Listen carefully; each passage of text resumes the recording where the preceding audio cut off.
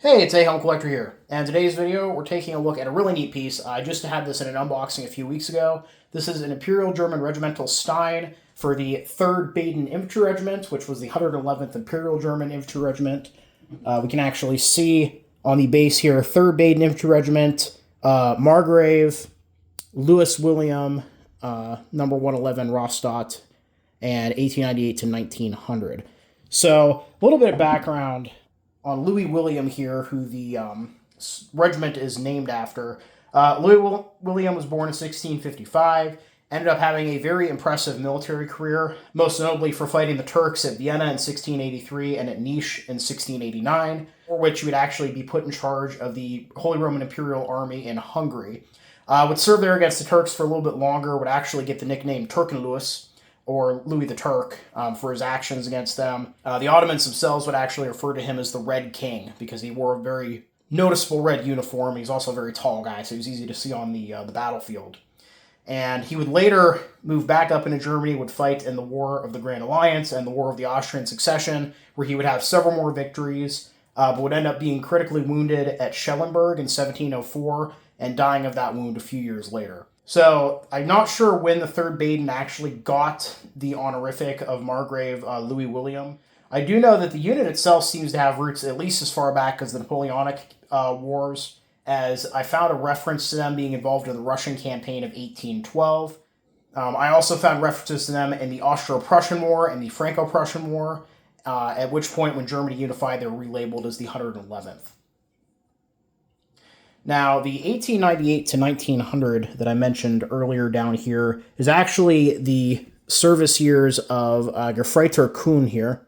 Now, the way that this worked in Imperial Germany is you're required to serve a couple years in your local unit, and you could be called up from the reserve if needed. And it was quite common to purchase a souvenir of some kind. Steins were very popular. You'll see regimental pipes as well are kind of common. As are like porcelain like canteens. But Steins definitely seem to be very popular. Now, obviously, 1898 to 1900, the unit would end up serving in World War I. I was having trouble pinning out specifics about their World War I service. I did find references to them fighting at Fricourt in 1916, and apparently in April of 1917, they were transferred to the 52nd Infantry Division. And from there, they actually fought in the Meuse Argonne against the American 35th Infantry Division, which was pretty badly mauled during that action.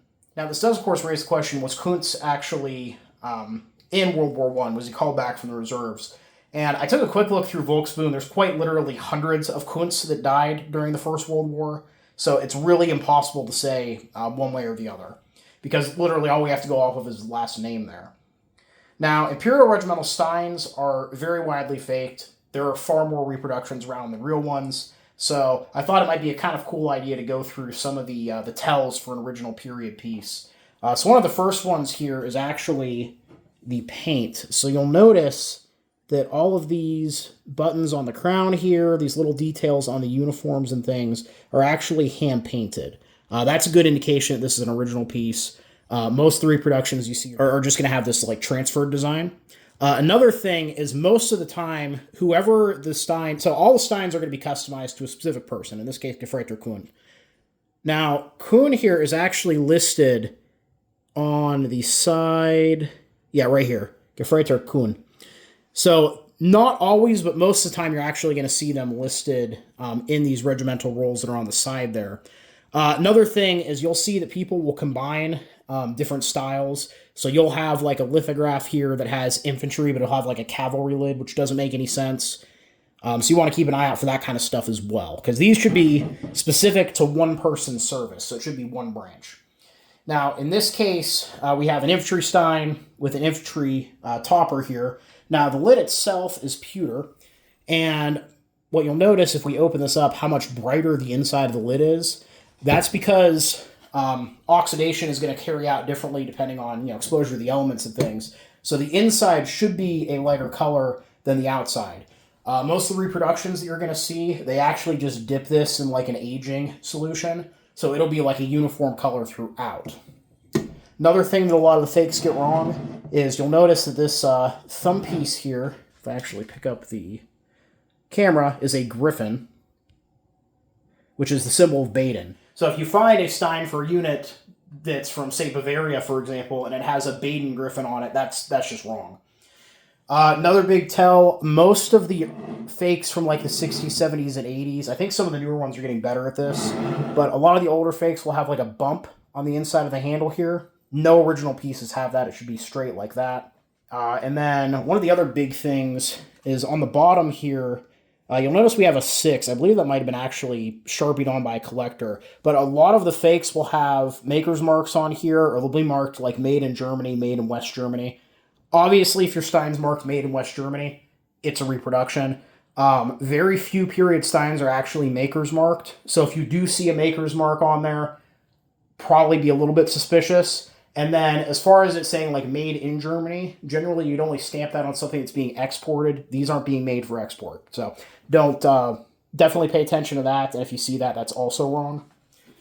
Now inside these, a lot of period signs will have a lithopane, which actually, let me go get my light here. So what this is if you shine light through the bottom of the cup, you can actually see a scene. Now in this case we have, if I could focus correctly, a soldier kind of leaning into a window there talking to somebody at like a tavern. Now that is a pretty typical scene. You'll see a lot of tavern scenes. You'll see a lot of like soldiers embracing, you know, sweethearts, wives, that kind of thing. A lot of the reproductions for some reason have like erotic lithopanes that have, you know, bare chests and such. Those are incredibly rare from the period, and they're never seen on Regimental Steins. So again, if you see that, it's definitely not real. So hopefully that kind of gives you an idea. If you ever do find one of these at a flea market or an antique show or something, what to look out for. Like I said, your odds of finding an original one are very slim compared to running into a reproduction. But yeah, overall, a super neat piece. I've wanted one of these Steins forever. So when a guy that I know offered me that set of Steins I ended up buying, I couldn't pass them up. So this is a really neat piece. It's from a unit that has a lot of history going well back into history, and then also through the First World War, which I collect. And yeah, I'm just very thankful to have it. And I hope you guys all enjoyed the video. Please leave a comment down below. Love hearing from you. Thank you all for watching. Happy collecting, and I'll see you all again very soon.